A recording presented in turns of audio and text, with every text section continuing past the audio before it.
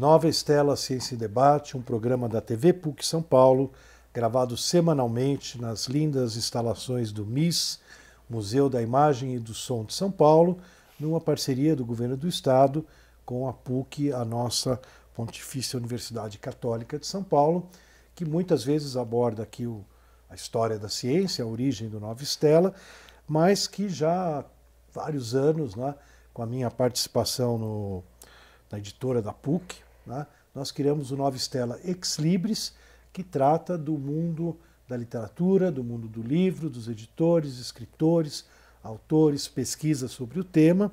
E hoje nós temos a honra de receber a querida Lígia Rivello. A Lígia é bacharel em letras português e francês pela USP. Teve pesquisa, fez a sua iniciação científica sobre músicos, música e crítica musical francesa em Mário de Andrade. Mário de Andrade é o xodó da Lígia. Ela tem então a licenciatura em português e francês pela Faculdade de Educação da USP. Ela é mestre em literatura brasileira. Sua dissertação foram Os Mestres no Passado, Mário de Andrade lê os Parnasianos Brasileiros. E ela recentemente, né, obteve o título de doutora em literatura brasileira com a tese Sou Passadista, Confesso. Mário de Andrade, leitor dos Parnasianos Brasileiros e Franceses. Ela teve apoio da FAPESP aí nessas suas pesquisas e passou também com o apoio da FAPESP, do Governo do Estado de São Paulo, passou um mês em estágio como pesquisa, estágio complementar da pesquisa dela, no Institut de Textes et Manuscrits de Paris, no ano de 2016. Lígia, super bem-vinda ao Nova Estela, Ex Libris. A gente teria 1000 assuntos para abordar, mas eu gostaria que hoje, nesse programa, você ajudasse um pouco nossos telespectadores e os nossos internautas a conhecer um pouco mais desse personagem da história da cultura brasileira, que é o Mário de Andrade, que tem aqui em São Paulo a sua biblioteca Mário de Andrade, mas eu já trabalhei na área de bibliotecas, né? A gente sabe que muita gente sabe que é um nome da biblioteca e desconhece quem foi Mário de Andrade, o que ele fez. Então, dá uma ajuda aqui na nossa turma para conhecer um pouquinho mais. Afinal, você está há mais de uma década, né, trabalhando, pesquisando sobre o Mário de Andrade e sua obra. Certo, muito obrigada. Obrigada pelo convite. É sempre muito prazeroso poder falar sobre Mário de Andrade, né? Mário de Andrade é uma figura muito interessante, que mistura o tempo inteiro vida e obra ao longo da sua trajetória. Né? Tem muitos autores que a gente faz essa distinção, mas no caso do Mário, elas estão sempre imbricadas, vida e obra. Então, foram 52 anos de uma trajetória muito interessante e que, apesar de curta, rendeu frutos muitíssimo interessantes. Ele viveu de 1893 até 1945. Virada do século. Isso, a virada do século. E nesse período ele foi muitas coisas, né? Considerado um polígrafo, né? Interessado em assuntos dos mais diversos. Escritor, poeta, crítico literário, também crítico musical. Músico e musicólogo, foi inclusive professor do Conservatório Dramático de São Paulo, folclorista, liderou as missões folclóricas junto do casal Lévi-Strauss, quando eles vieram ao Brasil. Fez inclusive as missões folclóricas, ele fez enquanto participava do Departamento de Cultura. Ele integrou o Departamento de Cultura entre 38 e 41. O que é o Departamento de Cultura? O Departamento de Cultura de São Paulo. Ele integrava o Departamento de Cultura de São Paulo a convite do Capanema. Ele integrou o Departamento de Cultura. Então, é como a Secretaria da Cultura. Isso, como a Secretaria de Cultura daquele MIS, por tempo. Exemplo, o nosso espaço aqui cultural. Isso, exatamente. Ele é da Secretaria da Cultura. Ah, certo. O Mário de Andrade, para esclarecer a turma, era uma época que se chamava Departamento de Cultura, Isso, né? chamava Departamento de Cultura, então. Do governo do Estado de São Paulo. O que hoje seria a Secretaria de Cultura. Justamente, então, ele liderava esse Departamento de Cultura e colocou as missões folclóricas, por exemplo, que era para fazer o registro fonográfico de manifestações folclóricas por todo o Brasil, né? Contou com a ajuda do Claude e da Dina Levi-Strauss nessas missões que foram de exploração pelo Brasil, sobretudo o Nordeste, o Norte. É muito interessante. No Departamento de Cultura, ele também fez concursos de palavra cantada, instituiu bibliotecas circulantes que ficavam em parques da cidade, né? Elas circulavam dentro de carros, paravam em alguns lugares para as pessoas poderem ter acesso ao livro. Isso em que época? Entre 38 e 41. Entre 38 e 41. Se hoje em dia é necessário, imagina naquela época. Imagina nessa época. E fez também a discoteca, junto ao Ney da Alvarenga, que hoje em dia continua no Centro Cultural São Paulo, né? Uma discoteca muito importante. Criou os parques infantis, que eram parques onde os trabalhadores, ele criou esses parques especialmente em bairros industriais, então as crianças quando saíam da escola tinham um espaço que fornecia alimento, estudo, hora de sol, de lazer para essas crianças ficarem enquanto os pais trabalhavam.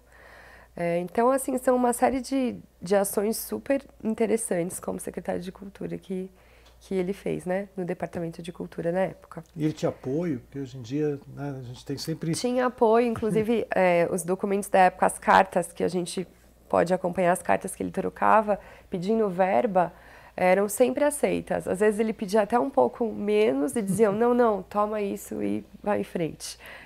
Então ele acabava tendo mais verba do que ele imaginava e ele conseguiu mesmo fomentar uma série de ações sociais e de cultura também.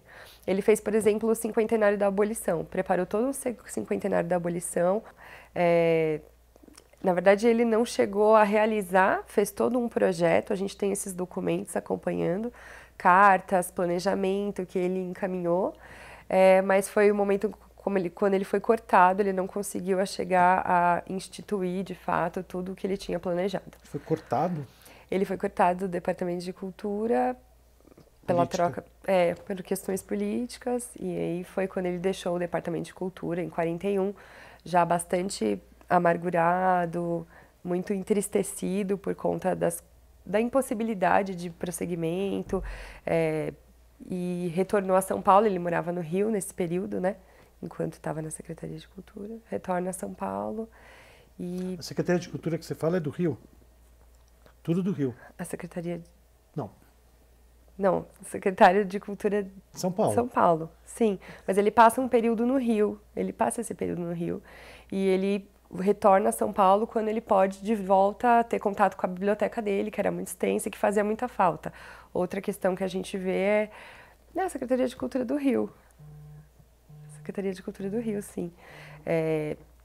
Ele passa esse tempo, esse exílio no Rio, que ele até chama, e quando volta a São Paulo, ele tem contato de novo com a biblioteca dele, que ele troca muitas cartas com o secretário dele, que continua cuidando da biblioteca na ausência dele, que envia alguns volumes quando ele tem necessidade, para consulta e tudo mais, e retorna essa biblioteca que é muito impressionante, é algo de que vale a pena também falar desse acervo, né, que ele tem.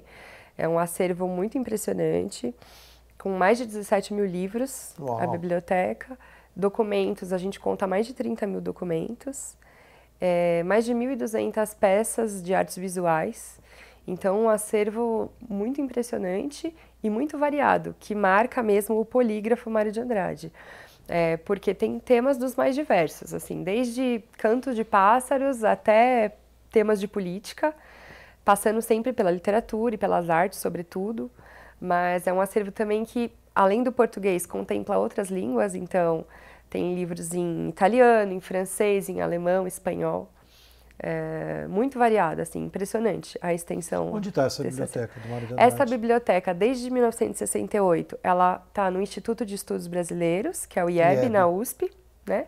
Ela conserva-se ali, foi levada para lá em 68, Em 63, a professora Teleancona Lopes e outros pesquisadores, orientados pelo professor Antônio Cândido, entraram na casa do Mário, em 63, aos cuidados da família, que sempre foi muito generosa e que sempre entendeu muito aquele acervo como algo importante e de dimensões culturais e históricas, e forneceu para a universidade todo esse acervo, que ficou ali parado quase 20 anos, né, desde 45, que foi a morte do Mário, até 63, nunca foi mexido, tudo foi... Estava na casa dele. Tudo na casa e mantido de maneira intacta.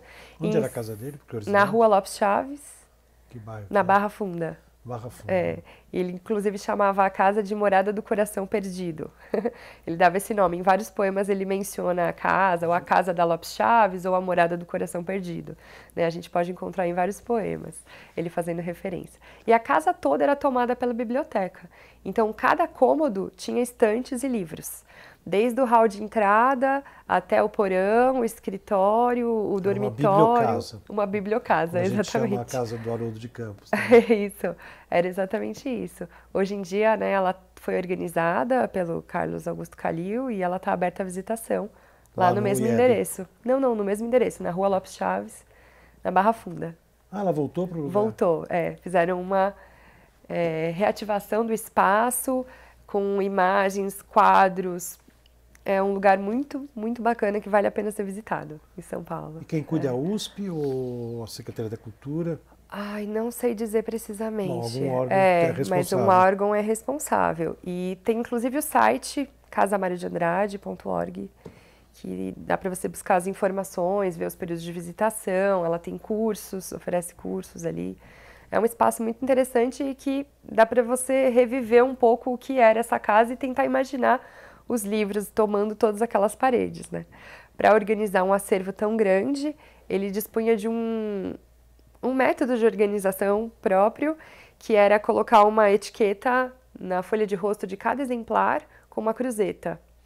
E essa cruzeta, as letras maiúsculas indicavam em que sala o livro estava, o algarismo indicava qual estante, a letra minúscula qual a prateleira, e o número dizia exatamente qual a posição do livro na prateleira. Então, uma organização toda metódica que mostra um pouco também de quanto ele era organizado, metódico e, né, com o material, com todos os livros e documentos que ele tinha. Então, esse tipo de etiqueta ajudava na localização, sem dúvida, né, num acervo de 17 mil livros, para você conseguir buscar uma obra e devolver em vários cômodos. Mas hoje em dia ela serve também como uma maneira de historiar a disposição dos volumes, né? De que forma eles foram chegando, como eles foram se organizando. Então isso ajuda um pouco o nosso lado de pesquisa, assim, de pesquisador, de poder entender um pouco como foi se formando aquele acervo. E isso foi transferido, então, entre 63 e 68, a professora Teleancona Lopes, junto com o professor Antônio Cândido e outros pesquisadores, foram catalogando essas obras, organizando e levando para o IEB. Em 68, de fato, esse acervo todo estava disponível para acesso e hoje em dia continua lá para os pesquisadores, né, para consulta no local, para pesquisa. É um material muito vasto. Para além dos livros, tem também as cartas, né? Mário trocava muitas cartas. Correspondência.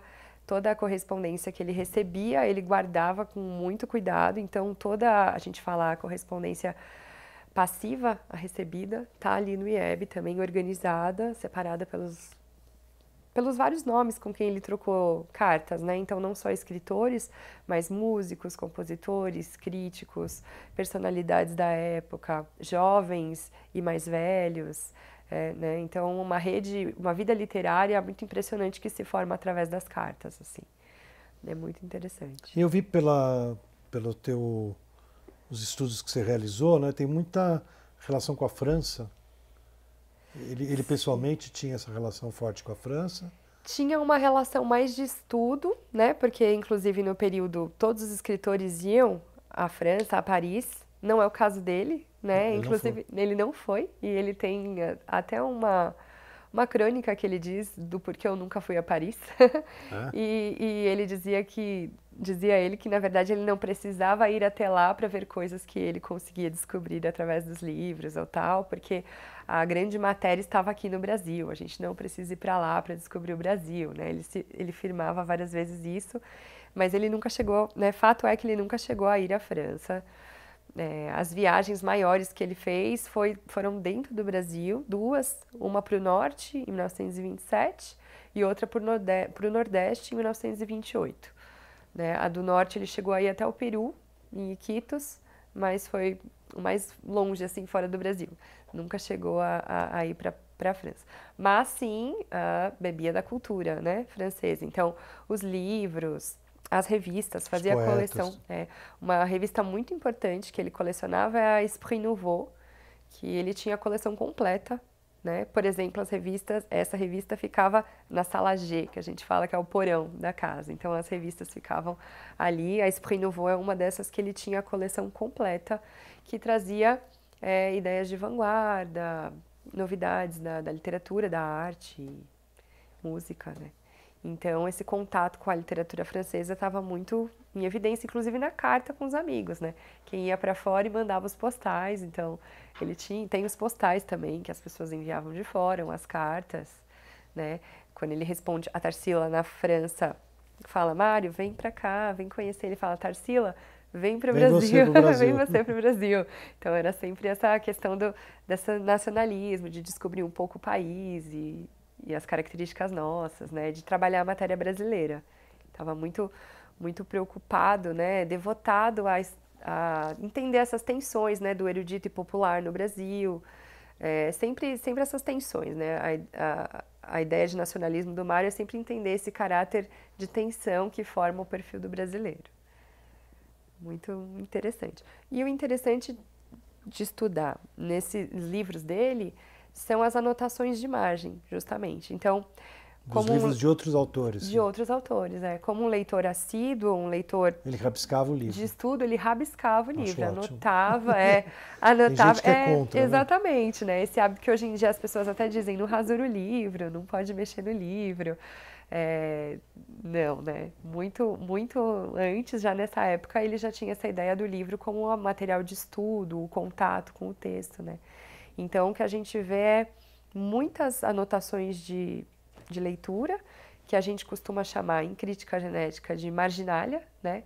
Então, a gente vê muita marginalia. Vem aí o nome marginalia. Vem daí o nome marginalia, que são essas anotações marginais, em todas essas obras que ele lia, em muitas delas, né? 99% dessas notas, elas estão a lápis, a grafite. Tem pouca coisa a tinta. A tinta a gente percebe que é um suporte que ele usava mais no início, então são anotações primeiras, dos livros mais antigos e datadas, assim. Depois, acreditamos que ele percebe que não era um suporte muito eficiente, porque ela manchava as páginas, borrava com o tempo, né, por causa da acidez da tinta e do papel. Ele passa a usar o grafite, também porque pode apagar e voltar. Enfim, o grafite acaba sendo a escolha. E ele passa a fazer essas anotações. Um grafiteiro de livros. Grafiteira de livros. Passa a fazer a grafite. E tem todos os tipos de nota. Então, desde sublinhas e traços à margens, cruzetas, até anotações mais complexas, copiando trechos de livros, fazendo comparação entre dois autores, anotando em outras línguas, ou em português mesmo, rasurando trechos. No caso de poemas, né? Fazendo versos alternativos, criando poemas dele próprio na margem dos livros. Então, a gente vê todo um movimento de leitura, né? Um diálogo ali com a página, um diálogo com o outro autor, né? Que é muito interessante e enriquece muito a forma de pensar o livro como uma bagagem de leitura, né? Você consegue ver a bagagem de leitura se formando, né? Naquilo que o leitor, esse leitor especial, que é também um escritor, o que ele vai colhendo, o que ele vai negando, o que ele vai relegando. Então, ele vai criando caminhos próprios dentro do livro de um outro, né? É muito interessante, assim. E ele tem alguma interação com a universidade? Não, em vida. Ele chega a cursar um pouco de letras. Aqui em São Paulo. Em São Paulo. Ele tem alguns professores belgas e franceses, também o contato dele com a França, né? Ele pede para ler alguns livros do Index, do Index, nessa época. Mas é o contato que ele tem com a universidade. Depois ele abandona e continua como autodidata, mais como professor de música, musicólogo, né, estudando no Conservatório Dramático de São Paulo. Você falou que ele também era músico, ele compunha, tem composições dele, ou ele tocava? Ele tocava, ele era professor de música, tinha muitas alunas, né? A gente vê também em muitos momentos, tem muitas fotografias, né, dele com as alunas. Inclusive, quando estoura o modernismo, quando o Oswald publica o poema Tu, dizendo esse poema, que era do Mário, tá mostrando um futurismo, né, que antes não chamava modernismo a princípio, um futurismo. Ele perde muitos alunos, Mário perde as alunas, porque aquilo não é visto com bons olhos, né? Uns poemas esquisitos, provocantes, né? Mas ele traça essa carreira dele como musicólogo mesmo. A relação dele com Oswald é conflituosa, conflituosa, né? Um reconhece o trabalho do outro, o tempo inteiro na correspondência, principalmente, a gente consegue perceber isso, né? Mário, às vezes, mandando recado por outros escritores, né? Talvez seja bom falar para o Oswald isso, talvez seja bom alertá-lo daquilo, né? Sempre, o que a gente percebe sempre nas cartas é vamos dizer, essa organização intencional de um material para ficar para a posteridade, para os estudos do modernismo, né? O tempo inteiro. Então, ele falar da relação com o Oswald também faz parte desse projeto literário, né? Mário tem muitos projetos. A gente consegue perceber nas cartas muitos projetos, assim. Elementos que, na leitura, ele também colhe para fomentar esses projetos. Então, a relação dele com o Oswald, ela é ali evidenciada na carta com uma certa problemática, né? Os dois são figuras que despontam no modernismo, são líderes ali daquele movimento da Semana de 22, estão os dois. Os dois juntos. Os dois lideram a Semana de 22, mas aos poucos vão encontrando suas diferenças, né? O Oswald muito mais irreverente, muito brincalhão, jocoso, e o Mário muito mais introspectivo e sério Acho que o Oswald nunca ocupou um cargo também, assim, acho que não. Acredito que não sei dizer, dele, né? Mas de uma família mais abastada, com mais recursos, né? O Oswald, já o Mário não, diferentemente não, uma pessoa que dependia dos recursos próprios, de que publicou os livros às próprias expensas, os primeiros livros. Ele que bancava. Isso, de que se endividava para comprar esses livros, porque ele era um bibliófilo também, então os livros que ele colecionava, para além de estudo, como ele anotava, quando eram livros que ele ganhava de presente, que tinham dedicatórias, ele inclusive comprava um outro exemplar e deixava lado a lado, um para trabalho, o outro para guardar. Por algum motivo especial, por ter uma dedicatória, ou por ser algum exemplar raro. Então ele comprava um segundo para usar como instrumento de trabalho. Então a gente percebe aí também o cuidado. Percebe-se também os livros que ele nunca leu quando a gente vê as páginas ainda coladas, né? Uma época que você cerrava as páginas para poder ter acesso à leitura. Nosso telespectador, muitos nem conheceram, né? Praticamente o livro que você comprava, ele não estava refilado, né? Não tinha passado a guilhotina. Exatamente. Então tem páginas que estavam... Você tinha que cortar a página. Você tinha que fazer aquele corte para poder ter acesso à leitura. Então, alguns você encontra, inclusive, lacrados, que indica que ele não leu aquele exemplar, guardava e comprava um outro, esse sim, lido, por vezes anotado, né?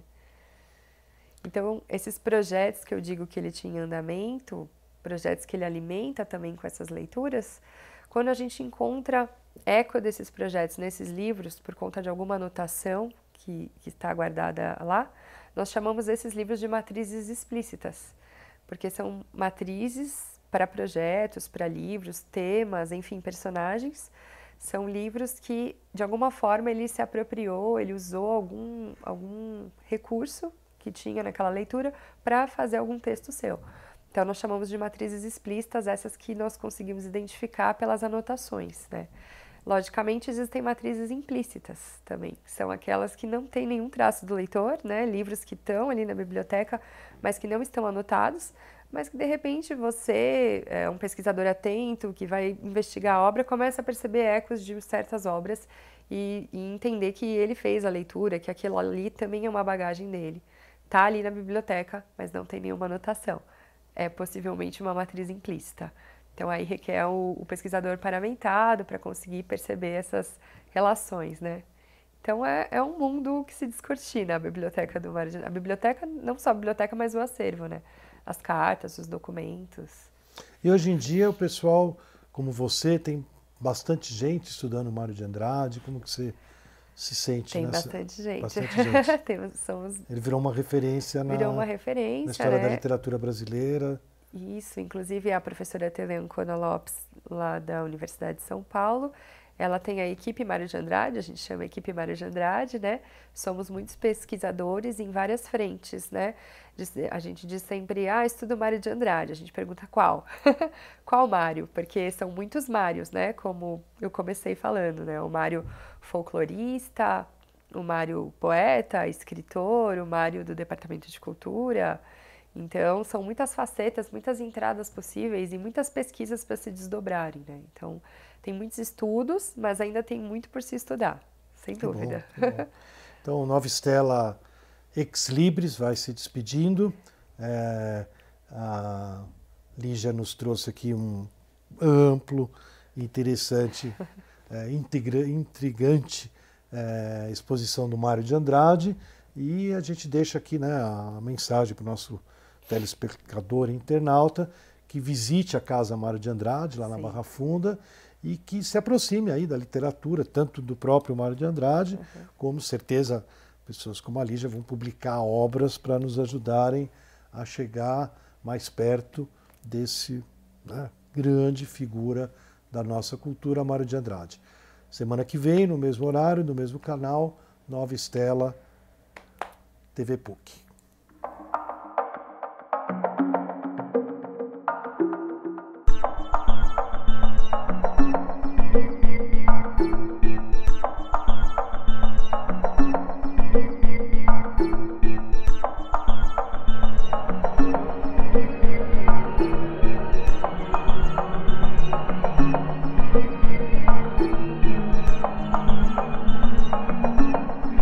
Economia é uma esquina de várias ciências, né? Na bolsa, se alguém comprou Petrobras, quer dizer que alguém vendeu Petrobras. Então quer dizer que essas duas pessoas têm opiniões radicalmente diferentes sobre a mesma coisa no mesmo momento do tempo. Então o mercado financeiro ele permite uma amplitude de opiniões muito grande. Então se você não tiver muitas ferramentas para lidar com essa complexidade, você não consegue. Então, nesse sentido, um curso bom como é o curso de Economia da PUC São Paulo, que passa por diversas áreas do conhecimento, tanto na heterodoxia, quanto na ortodoxia, quanto em outras escolas mais sociológicas de pensamento econômico, permite sim que você desenvolva esse bom senso para fazer o trabalho direito no mercado de capitais. A vida social dentro da PUC, a vida acadêmica, a vida de movimento estudantil é muito rica, né? E acabou me capturando, né? Acabei entrando no movimento estudantil, virei presidente do centro acadêmico do Leão 13, né? Meu nome é André Perfeito, sou economista, chefe da Gradual Investimentos e fiz PUC São Paulo.